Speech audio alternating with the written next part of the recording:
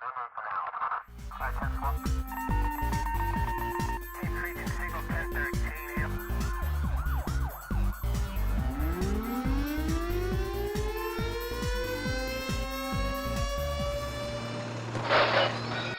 evening, everybody. Thank you again for coming. I've heard great things from people that have come in that they look forward to tonight. I look forward to tonight. We have Courtney Watson here from our crime scene technician, and Jennifer Miller, the county attorney's office. They're going to give some presentations. On the part of the ride-along and the sitting with our dispatch center, if you have turned in a slip to sit in with our dispatch center, can you come up during either the intermission or sometime at the end of the presentation tonight and let me know? We need to get some fingerprints taken from you. Because it's a sensitive area within our department, we need to have those on file, and isn't anything that we're going to do with them, we just need to have them on file. Tonight we have Jennifer Miller. She's the county attorney, Marshall County attorney. She started at she graduated from Drake Law School in 1996, started in Marshall County shortly after that. She's been the Marshall County attorney since 2002, and has been part of the board of directors for the Iowa County Attorneys Association. She's held the offices of president, vice president, and secretary treasurer. We are very happy to have her tonight and very lucky to have her on our team for our department. She's been very helpful in some of the serious cases that we've had in prosecuting both our local cases, our municipal cases, but also our state cases, and her and her staff have been very helpful in allowing us to do our job. Jennifer Miller.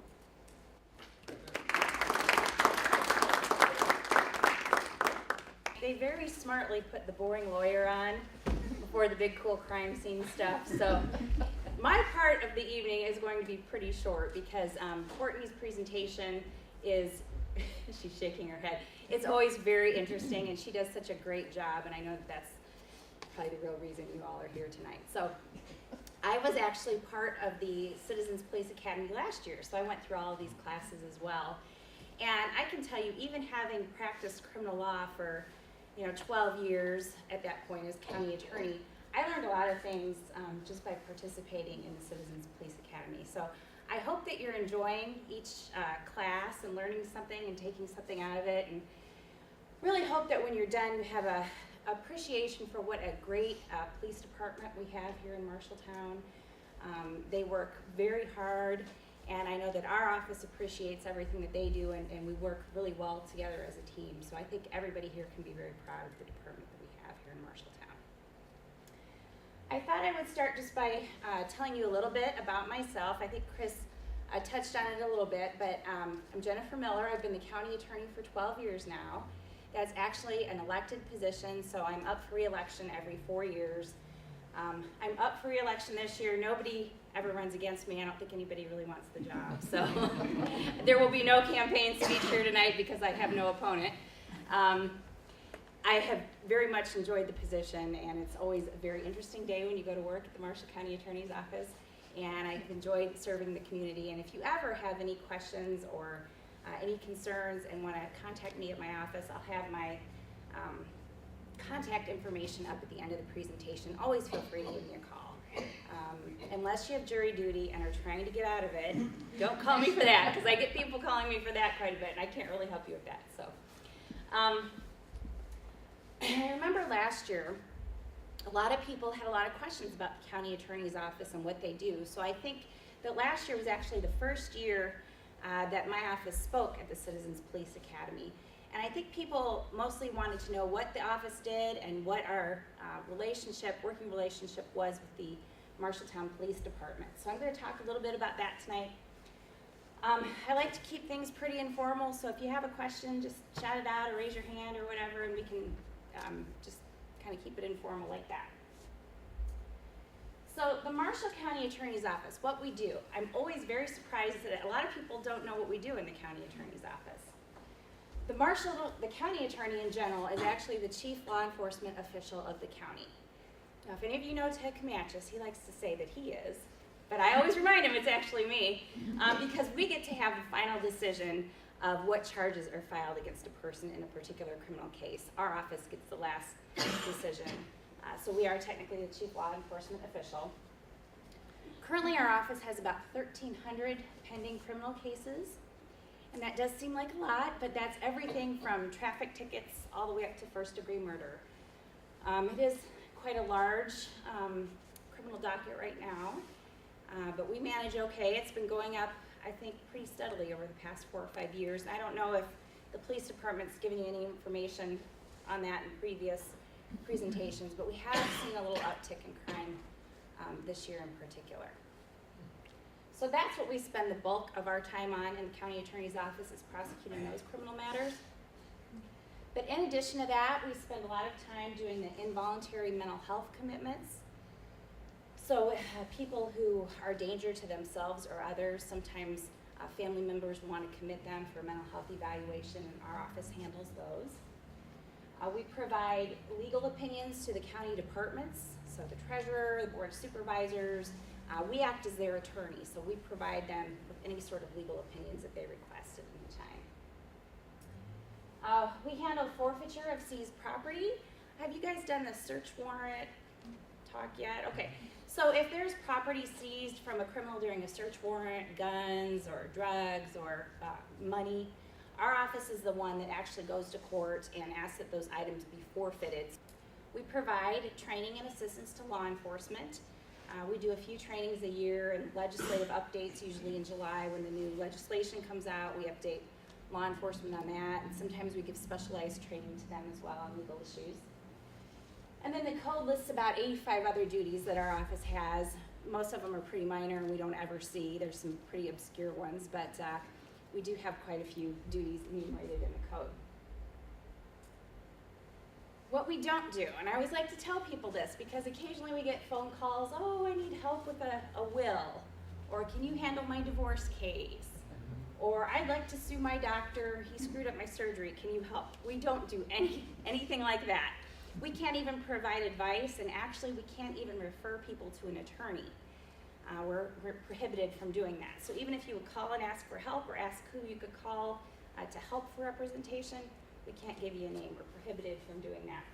We are strictly criminal prosecution and things related to the county, so no private work, we can't be hired.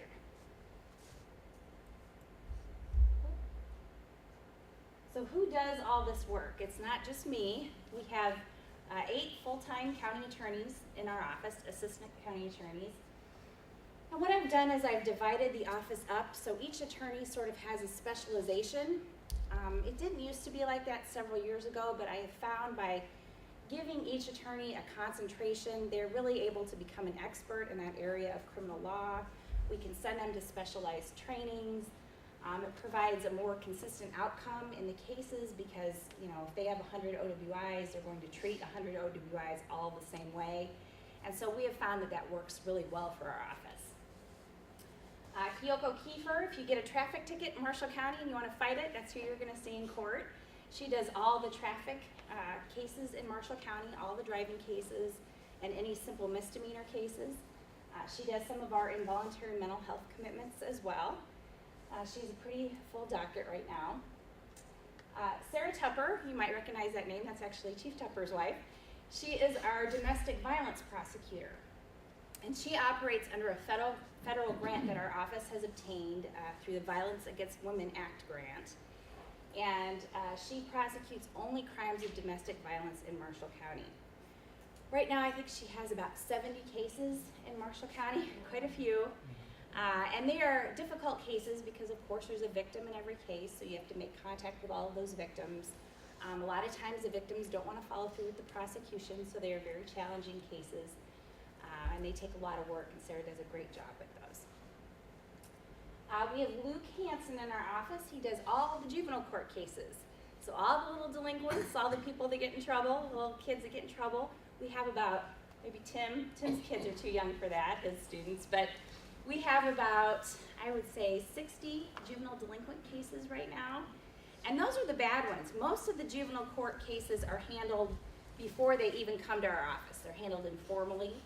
These are the more serious ones where actually a criminal charge is filed. So he's got several of those. And then he also handles all of the DHS child neglect cases. They're called child in need of assistance cases in Iowa.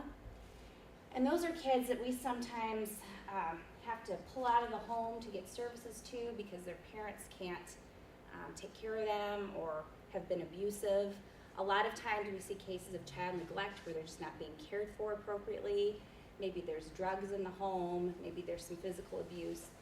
So we take them in, we have them called children in need of assistance, and that allows them to have the court monitor the parents and make sure that they're getting services, monitors the children, and make sure that their placement is appropriate. And the goal is ultimately to get those kids back into the home at some point. And in most of the cases, we can do that. We have about 140 of those kids right now. And sometimes, unfortunately, there are times when we just can't.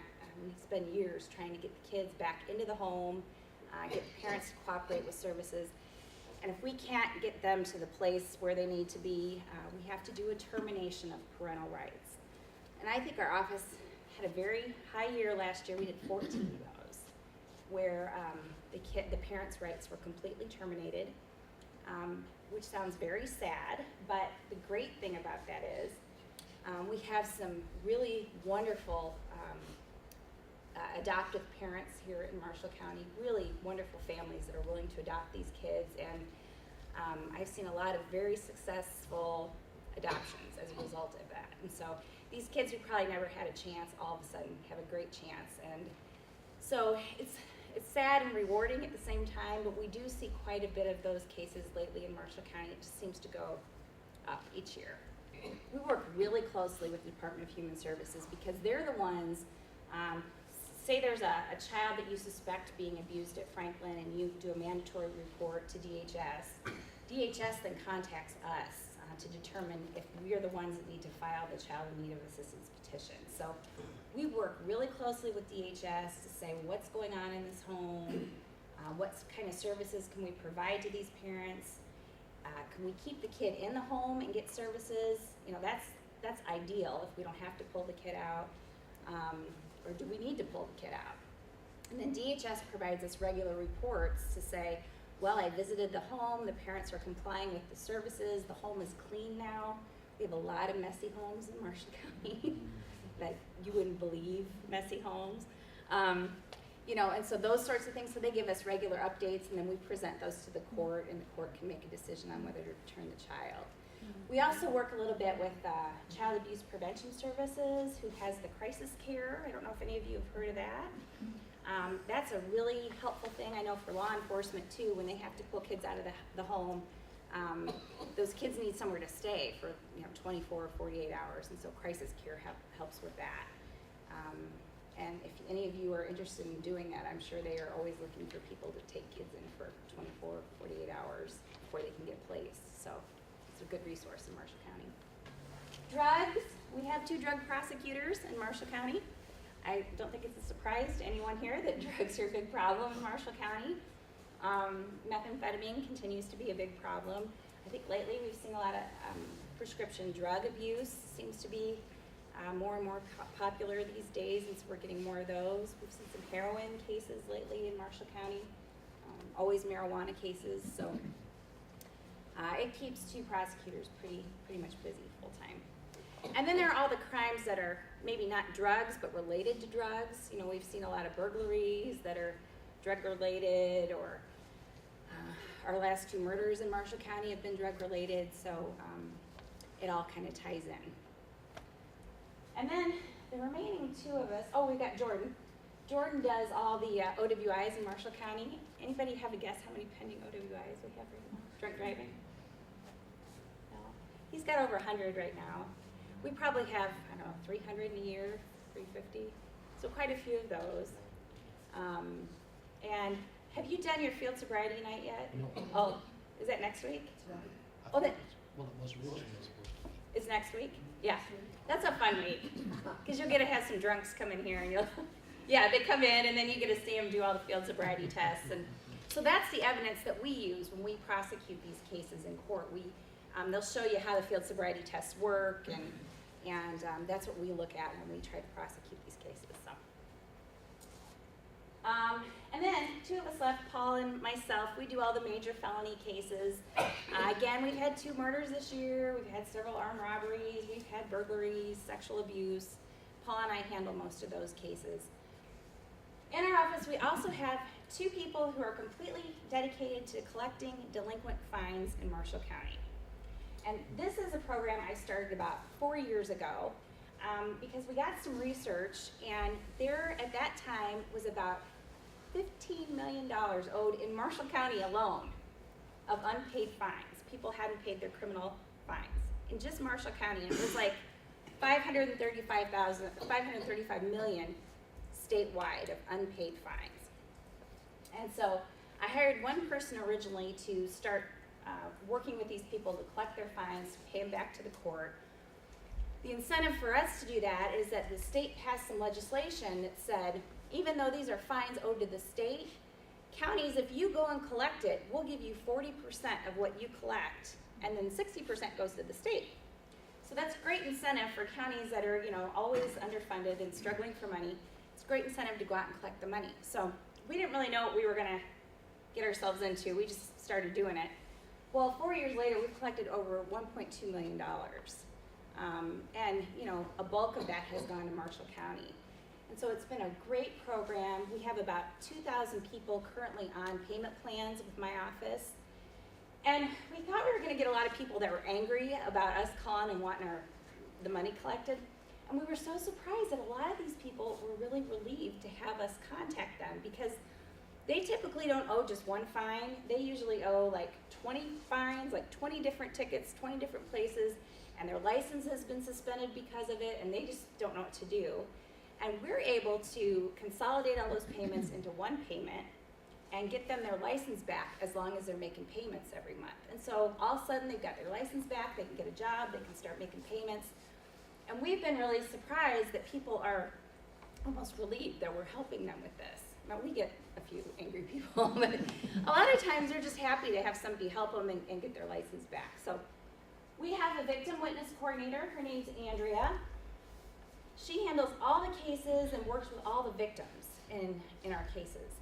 And right now she's working with about 300 victims in Marshall County. She is the person, like if some drunk driver runs into your mailbox and knocks it down and you want your money for that mailbox, you contact my office, you would bring in the bill of what it costs to replace your mailbox, and she would help get that money to you. We would ask for it as restitution from the defendant when he's sentenced, and then that money would get funneled to you. Also, with the bigger cases, sometimes there are funeral expenses, like in our murder cases. Families that want to go. Last murder trial was up in Mason City, and the family wanted to be there for that. So we worked with them so we could pay for them to be at a hotel so they could attend their loved one's trial. And so things like that, she works pretty closely with all the victims to do that. Another important role she has is if there is a victim who is needing to testify in court. Certainly that can be a very stressful event for people, and so she sort of helps prepare them for that, sits with them in the courtroom and things like that. So we're fortunate to have her. It's a lot of work, and she does a great job with that. And then we also have 2 administrative assistants. You can imagine with 1,300 pending criminal cases how much paperwork goes through our office. I always check our copier every month just to see how many copies we make. Even with paperless system, we're making about 40,000 copies a month. We're killing trees like crazy. And there's nothing you can do about it, but it's just a lot of work. So we have two people full-time doing that. Okay, so the second part of this presentation is just sort of a quick and easy criminal law. What happens to a case once an arrest is made? How does it funnel through the criminal law system?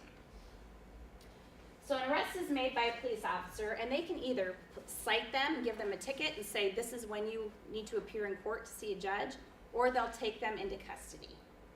If they take them into custody, the person has a right to see a judge within 24 hours usually, so they'll make an initial appearance the next day. If they police cite them, they'll just set them for an initial appearance date in a few weeks usually. Once they make that arrest, they send the report over to my office, and then we get to review the report to see if criminal charges are warranted in that case. The initial appearance is what I was telling you about, usually 24 hours if you're in custody. When somebody goes to make an initial appearance, you get arrested for a robbery, you go to jail, they'll see you usually over a video screen, the judge will see you, and she'll read the charges to you. She'll appoint you an attorney, and then they'll set your bond. And then they'll set a preliminary hearing date for you. Sometimes you get a bond, sometimes you don't get a bond, sometimes people can bond out, sometimes they can't. It just kind of depends on the seriousness of your charge. And then the preliminary hearing date that is set next. And that is the date in which my office has to file our paperwork to show the court that there is probable cause to charge this person with a crime. So during that 10 days before the preliminary hearing, my office is looking at the police reports and we're saying, is this a good enough case to file charges on? Now sometimes we file a different charge than what the police officers charge. Sometimes we add charges. Sometimes we take away charges. But that's our time where we get to review the charges, and that's our date where we have to have that trial information. It's called in-by. And then after they do the preliminary hearing, you always hear about the arraignment date. I think that's the one they always talk about on the news. And so that's the official day where the person who's been arrested will show up with their lawyer and they will enter an official plea of guilty or not guilty. I would say almost 98% of the time it's not guilty. I rarely have seen people plead guilty right away. They may plead guilty later on, but initially they'll all plead not guilty. Then we do all the pretrial stuff. You'll hear Courtney talk tonight about all the evidence collection and everything. That's the time when the defense attorney gets to come and look at all the evidence we have and see what our case is going to consist of. It's the time where they get to take depositions of all the witnesses in our case. So if I've listed, all the police department in my trial information, they get to take a deposition or a sworn statement from each of those witnesses before trial so that they know what they're going to say during the trial. That's the time when there are pretrial hearings and motions. You may have heard about, motions to suppress evidence. They might say a search warrant was bad, or they might say that their rights were violated some way. And so that's the time when the court hears all those kinds of motions. Now, and then this is also the time when any plea bargaining might occur. And that's kind of the dirty word in prosecution. Nobody wants to hear about the plea bargaining. But here's the reality of it. We have 1,300 criminal matters. We have 20 trial days. 20 for felonies. Right now we have about 85 pending felonies and we have 20 trial dates. There have to be plea bargains. You can't try every case when you have 1,300 cases and you've got 90 days to try those cases. You've got to have plea bargains. And so the most serious cases we prioritize. It's like a triage. You prioritize the serious ones. Those go to trial. The other ones, we consider people's criminal record, the strength of the case, the wishes of the victim. All those kinds of things are considered before we make a plea offer in a case. I'm Courtney Watson. I work for the Marshalltown Police Department as a crime scene technician. I've been with the police department almost 10 years, but doing crime scene for just over 3. So before that I was in property and evidence, mainly on the clerical side, kind of transitioned into more of the actual physical evidence and then into crime scene. I'm sure that you've all seen the shows, CSI. There's numerous ones out there, I think from NCIS. Anybody watch them? Any of them have your favorites? Okay. Well, they are responsible for a thing called the CSI effect. And in some instances, it has helped our profession and our field. In a lot of ways, it definitely has not helped us. First one actually came on air in, I believe, 2000. The problem with the shows is everybody expects it to be like it is on TV, but unfortunately it's not. 60% of the things that you see on TV, that technology, it's not even real, it's not there. Now, can I go to a scene and be done with commercial breaks and everything else and have the case finished from beginning to end in 45 minutes? It's not possible. As far as timeline, we kind of are based off the state lab, DCI. Have you guys talked about that in here? Crime lab? Okay. I'm not latent print certified, and I don't do any DCI. Now, most small agencies don't. The only ones that would do their own would be like Des Moines and possibly Cedar Rapids. Every other agency relies on the state. We send all of our evidence down there to be processed. Now, I process for latent prints here, but I send my lifts to be compared and ran through APHIS down there. They're just as short-staffed as every other agency. So DNA right now is running anywhere from 9 to 12 months to get results back. Fingerprinting, we were doing pretty good. We were about 6 months, but I've had some stuff down there for about 9. Haven't seen any results yet. So things take time. We just can't get things done in an hour. When you go to scenes, it can definitely be overwhelming. In Marshalltown, we've had a lot of major crimes in the past couple of years since I kind of got thrown into this in the past 3 years. We've had everything from 2 homicides since I've been doing crime scene technician. We've had armed robberies, tons and tons of burglaries. I get called to burglaries constantly. The good thing about having a specialized position like mine is there's always that consistency. I'm going to be able to process all the burglaries versus you have an officer on 3 to 11 who's going to do a burglary, and then you're going to have an officer on days who does a burglary. Well, they could be very similar, and you could have a lot of the same evidence that, hey, maybe this is the same person. I'm able to bring that all together and pass it on to the officers and detectives. So it is a good thing to have a specialized position. So we've talked about the CSI on TV, the new age, everything is great. Anybody hear of Edmund Locard? You heard of him? Okay. He is actually the pioneer in forensic science. Back in 1910, he was a criminologist in France. He theorized that every time you touch something, or every time something makes contact with something, you leave a portion or you take a portion with you. Hence, every contact leaves its trace. So that's clear back in 1910, over 100 years ago. This next kind of slide is, I can read it, kind of an exercise. And I'll read it too because I'm sure that you can't read it, but while I'm reading it to you, just kind of think about this scene and what you would do at this scene. Just kind of play it through your mind. And I'll have some questions when we're done. But you are called to a burglary that has just occurred. The suspect has, gotta step closer, I can't read it. The suspect has been scared off before officers arrived. Once on scene, you discover that someone has tried to gain entry to the home by prying off the storm window and then breaking the inner glass. The painted storm window is found on the side of the home near a flower bed next to some bushes. There's a small drop of blood on the windowsill. Some of the pieces of broken glass are now stacked up neatly against the home. A cigarette butt is found in the flower bed. An officer in the area located a subject a few blocks away wearing Puma tennis shoes, pants with rolled cuffs, and a black wool sweater. The subject does not live or work in the area, and officers find a pry bar on the subject. He tells officers that he does not know anything about the burglary and has never been anywhere near the home. He has no explanation as to why he's carrying the pry bar or why he has a fresh cut on his right hand. You have no confession. You have no witnesses to place him at scene. Can you put him back at scene?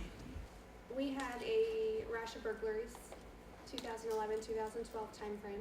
We had lots of home burglaries as well as car burglaries. The suspect, I was called to multiple of them, so I was able to say, oh, this one's very similar to this one. People were home at night, and they were coming into their home at night. And I spent hours and hours processing. I could never find prints. I was not finding shoe impressions, shoe wear. I was finding nothing. And it was discouraging because you would spend hours at someone's home thinking you're going to have to find something. I did find prints. They were my victims. Just one slip. That's all it took. The suspect left a glove, and I was able to DNA match it, and we closed over 50 burglary cases. So this is just kind of a rundown of a basic scene on what we would do from beginning to end. When we first arrive, we need to make sure that it's secured. A lot of times that's already done before I arrive. I get called after it's usually secured or safe. First responding officers should do that. If not, when I get there, I can do it. Now, when you're securing that scene, you want to make sure that you secure enough of the area. Don't start too small. It's always easier to bring it in than to take it out. Because once you get people kind of standing around it and you realize that some of your evidence is right here, and you have bystanders, everything's contaminated. So you want to make sure that your scene is very secure. And once I get that phone call, I need to kind of come up with my plan of action. What am I going to do? Now what I have to do, I have to think about what call I'm going to, because every scene is unique. There isn't one thing that I can do on this scene that, oh yep, I just know, I'm just gonna do that. You have to really evaluate every scene because you never know, it could be something completely unique. Notes are really important. That starts the minute I receive that phone call, whether it be 3 a.m. or I'm at the PD at 4 o'clock in the afternoon. I start with my notes. Who called me? What time did I get called? Where am I going? Any information that I have. Because when I'm writing my report, I'm going to need that information. If I don't think it's that important, I'm going to write it down anyway. Carry a notebook, write in my pocket, always jotting things down. So once we arrive on scene, we kind of have to decide what we're going to do. We need to start with photographs. Why do we take photographs at a scene? You can always go back and look at it, otherwise the scene's destroyed. Sure. When I said that you don't treat scenes the same, that's one thing that you will do at any scene, actually. Anything from that simple criminal mischief all the way up to your major homicide cases.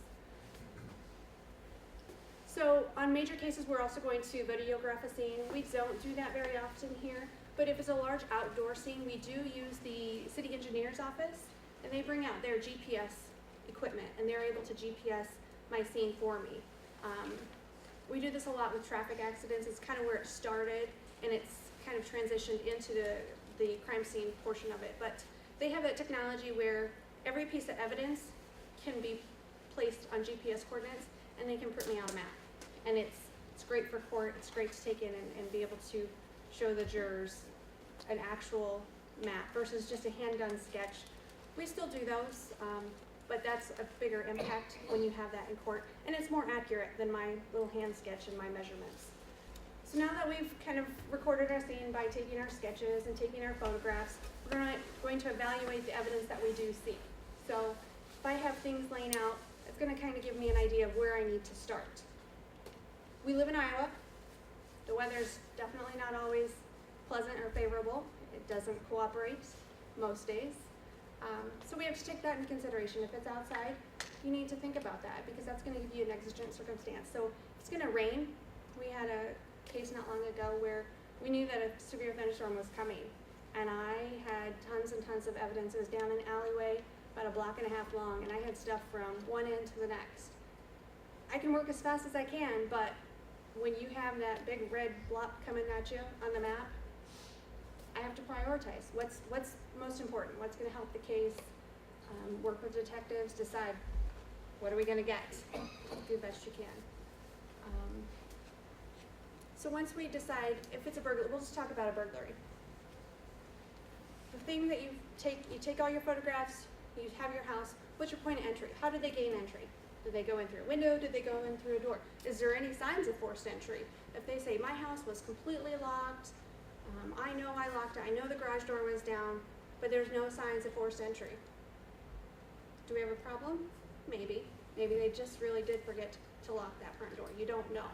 But those are your clues that you start with. Once you get inside, take your photographs. Who's been in your scene? Who's already been there? So you just have to really think about things like that. Has the homeowner already been in and moved things? Or has another officer already been in and moved things? Again, I always get called last, so you have to take that into consideration. Now we're going to do our final survey, make sure that we have touched everything that we think we're going to need. We're going to stop, we're going to take a break, we're going to take a minute, and talk to our detectives, officer on scene, whoever's case it is. And we're going to kind of work together as a team. He's going to share what he knows, I'm going to share what I know, and we're going to decide, are we done?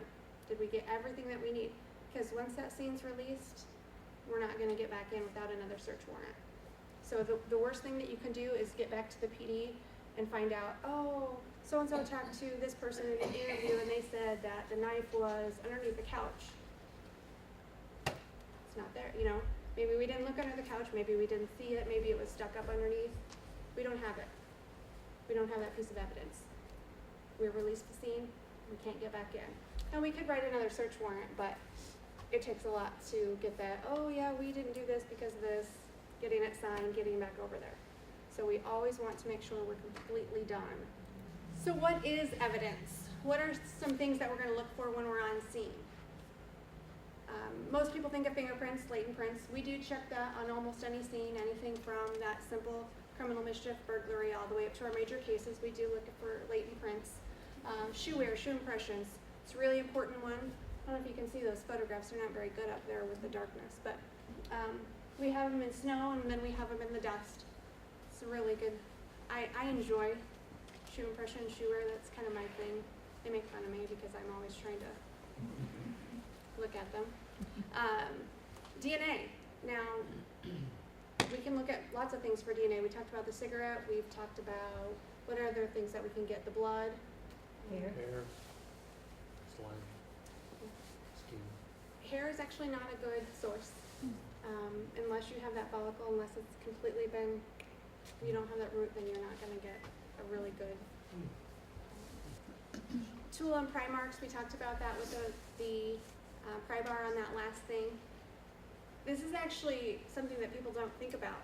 From tool markings, on doorways or windows, things like that, you can actually match it up to a tool. So if someone has a pry bar and they've used it a few times and they've beat it on the ground a few times and it's maybe got a corner missing, if it's showing on here, I can send it to DCI and they have experts who will be able to match that up. So if we find it at someone's home or we find it on their person, we're able to match that up saying this tool made that tool mark.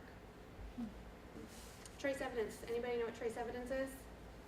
When I say I'm going to look for trace evidence, what's something I might look for? Goes back to that scenario. Fibers, hairs, anything small, anything that you don't really visualize or think of, that's trace evidence. It's the small items.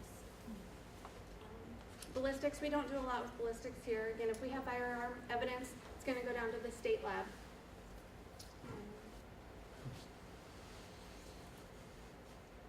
So we were talking about DNA. Now, everybody thinks DNA should be on every scene because that's what's on TV. So I should be able to find it everywhere. It's definitely developing and it's a lot better than it was even 5 years ago. We're actually looking at a old cold case that we had from 2005. I don't know if you're familiar with one of those cases, but we're going to start looking into that cold case because from 2005 to 2014, there's a lot of different changes. One is touch DNA. Anybody heard of touch DNA?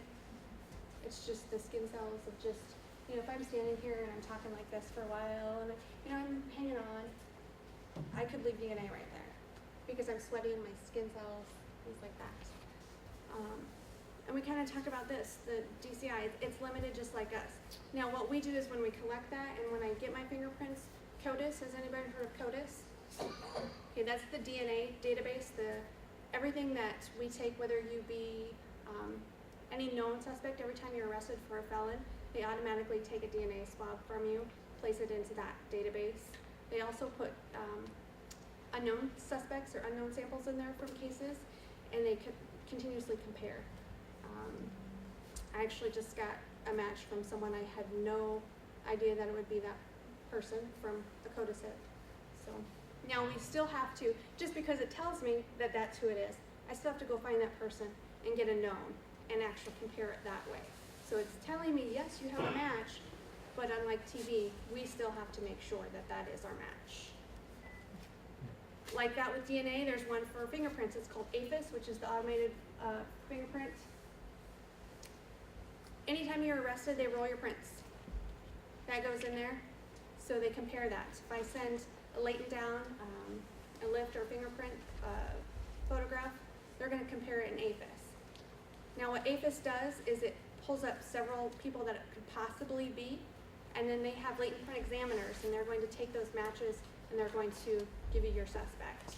And then I have to find that suspect and get their known rules again to make that final match. So it doesn't spit out.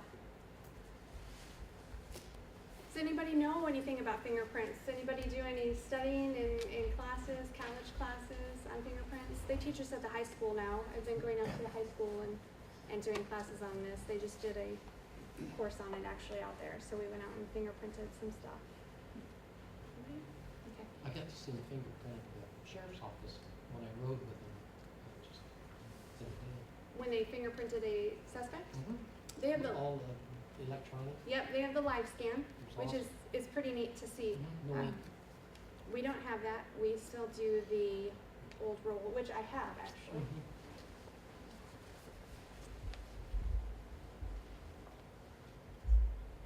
I'll pass these around. If you want to just take your fingerprint, so when I'm talking about it, you can look at it. If you don't want to, you don't have to.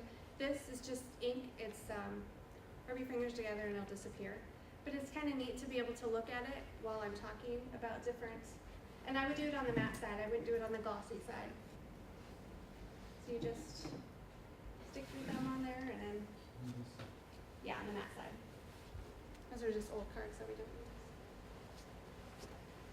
So actually, fingerprints develop in about 12 to 16 weeks gestation, depending on what book or what article you're reading. And no two people have the same. So even identical twins, brothers, sisters, moms, dads, nobody has the same fingerprints. Trace my fingerprints. They actually remain unchanged from the time that you are born until the time that you pass. The only way they're going to change is through injury. Now, yes, you might injure your fingerprint, but now you just created your own new fingerprint. So if you have a scar across your finger, it's still going to be able to identify. So even though it says that it's changed by injury, there's three main groups, which are whorls, loops, and arches. Loops are the main type of fingerprints. You can actually have all three, one on each finger. Someone can have all loops, someone can have all arches. You can have tons of different combinations. So just because you have loop on one finger does not mean any of the others will be loops. Okay, yes, I do take care of all property and evidence as well as being the crime scene technician, so I have kind of a dual role. The evidence room, the property and evidence rooms, actually plural rooms, are on the second floor of the police department. There is no heating and cooling up there, so in the winter it's 30 and in the summer it's 90. We were there. Did you take a tour? Yeah. Okay, so this weekend we had a major case and I'm carrying loads and loads of heavy items up and down the stairs. That's my free workout during the day, is I'm just up and down the stairs all day. My crime lab is actually down the hall from my office. My office is in the front of the police department, my crime lab is in the back, and then my property and evidence are upstairs. So I have a triangle that I go all day long, circle. So when I'm asking you if you want to do your fingerprint and you can look at it, there's characteristics that we look at to be able to determine if the latent that I just found is my suspect. Now I'm able to do this. Again, I'm not completely certified because there are only a few in the state that can be, which is DCI. We send all of our stuff down there. But I'm able to look at it and give you a pretty good idea. Do I think this is my suspect? Do I think it's worth sending down? Or absolutely not even possible that it could be. So within those loops, swirls, and arches, we have class characteristics. If you look at it, the first one is an ending ridge. It's where it stops, where an ending ridge on the ridge of your finger, it just stops, doesn't go anywhere. You have bifurcations where it kind of splits into two roads. So you have a single line and then you're going to split. Bridges, I've seen them, but I don't usually even look at them. They're not as common. They kind of fall more in that bifurcation or the trifurcation. An eye, you can see that. A lot of times we'll call those islands as well instead of an eye. Just kind of looks like an island. Trifurcations are the same as the bifurcations, obviously, only there's three. And then a dot. Here we have a pulled latent or a lifted latent print. And then we have one that's inked, which is what you guys are doing. You're inking your print. On these two prints, it has 14 different class characteristics that are putting the print as a match. That's what they're looking for. Now, kind of rule of thumb is I've heard 9. You need to have 9. So whether it be bifurcations, ending ridges, dots, whatever it may be, there needs to be about 9 to be able to say that's it.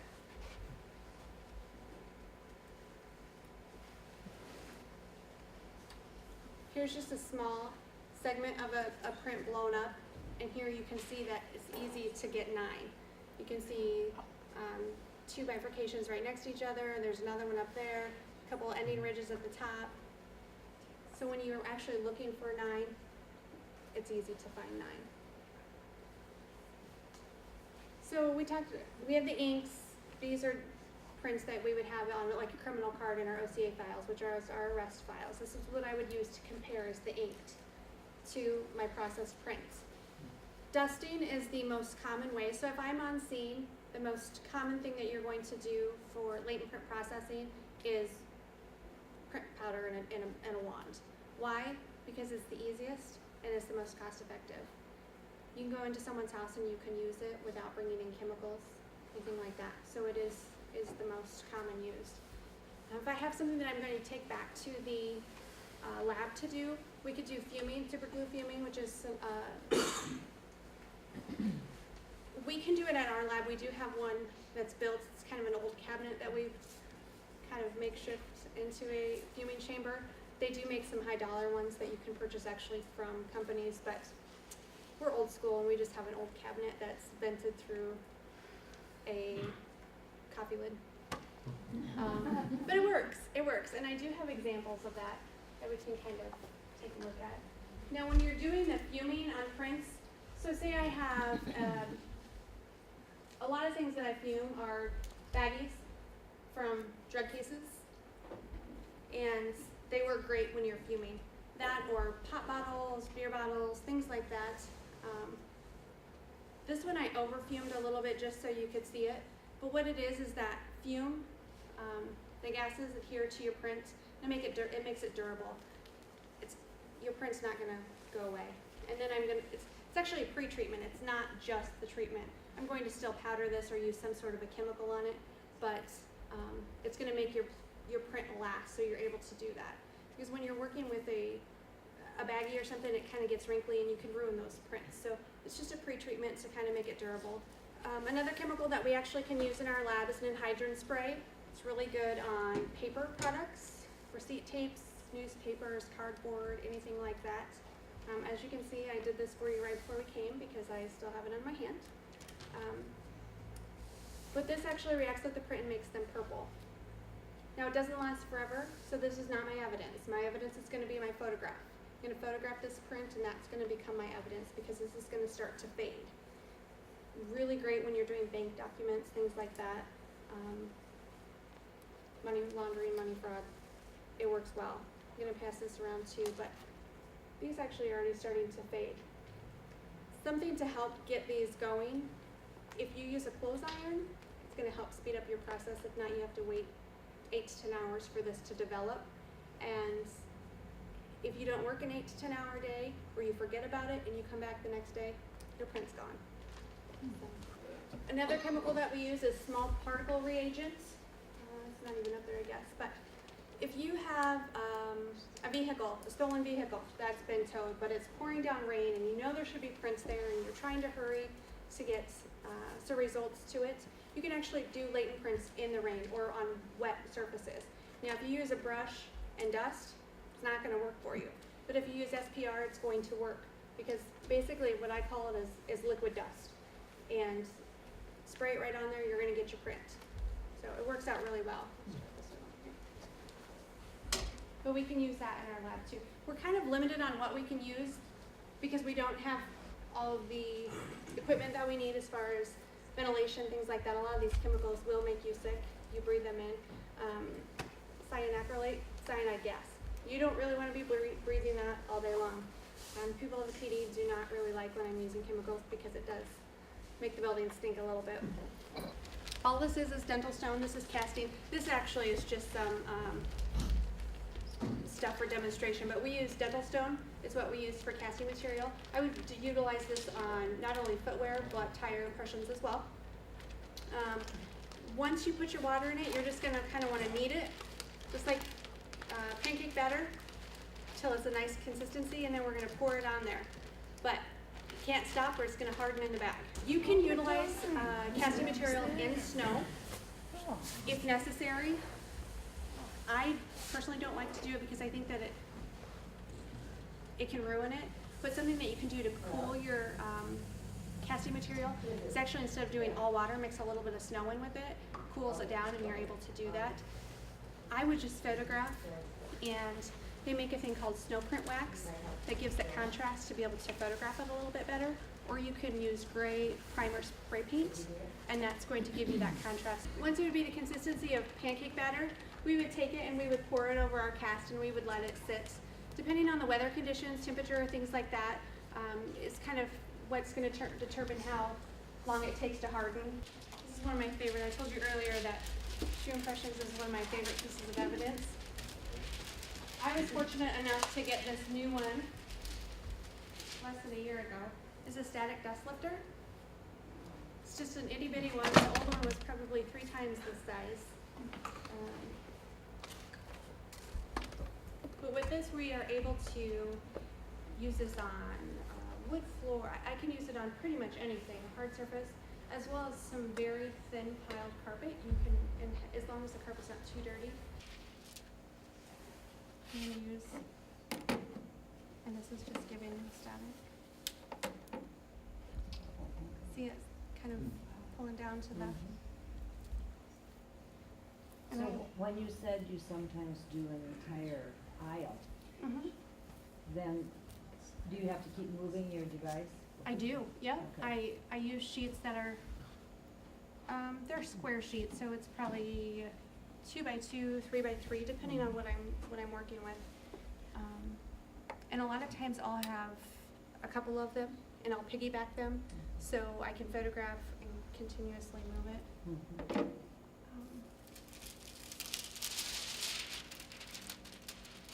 Now it didn't lift as well, but you can still see it. I mean, here's the lines, and then here's the heel, which I have the void in the middle.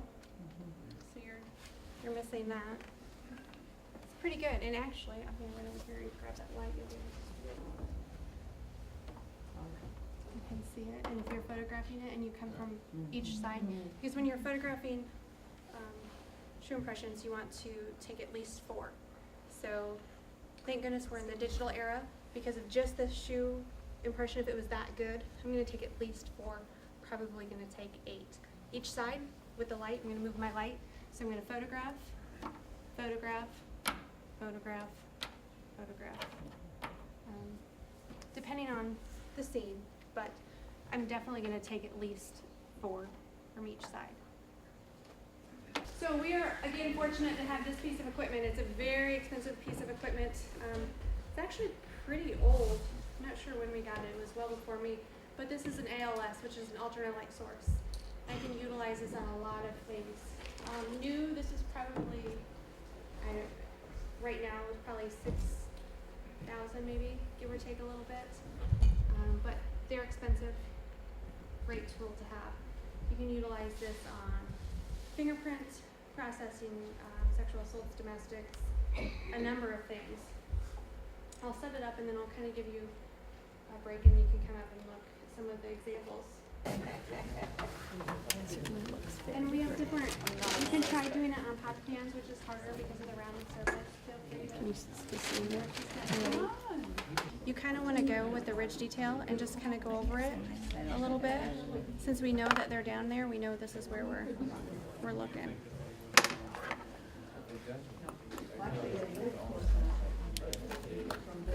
And there's great prints right there. See all of those?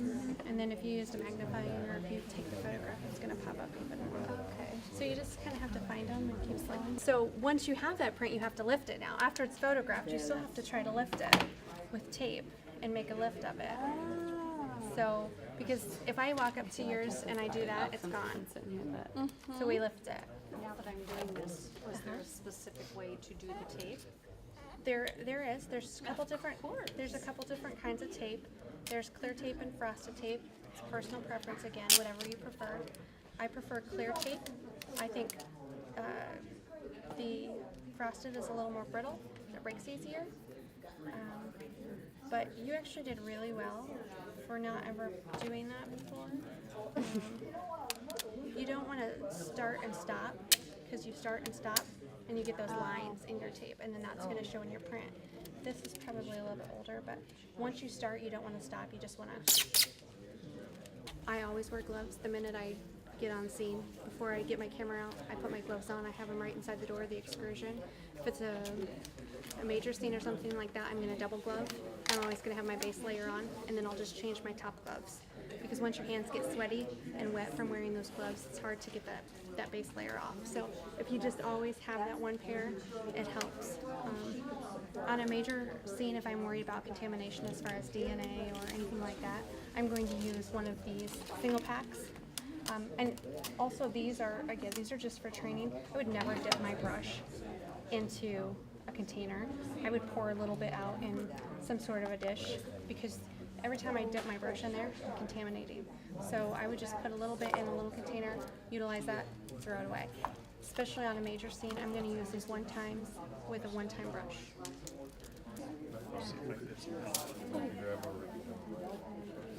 Ride-alongs are fine, and I'm just trying to make sure that we're following the necessary rules.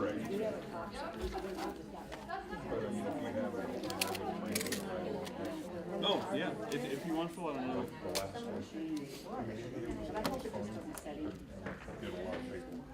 Oh, yeah, well, we're trying to avoid that. You might get mixed around with some different officers. We're trying to keep people enthused and keeping Hey people Courtney, moving. I was trying to Yeah, do that the happens. glasses and stuff, and I couldn't figure it out.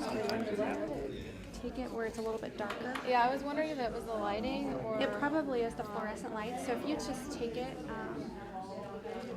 that's a conference room. If it's unlocked, just go in there. Just if you can't get through, have someone open the door for you. I want to thank everybody for coming tonight. This sums up Courtney's wonderful presentation for crime scene processing and photography. This next week is the OWI processing, which is going to be entertaining. I think you guys are going to kick out of that. It's very technical. The people that do it are very passionate about what they do and how they teach it. And you can see some people drinking for free, and they enjoy it.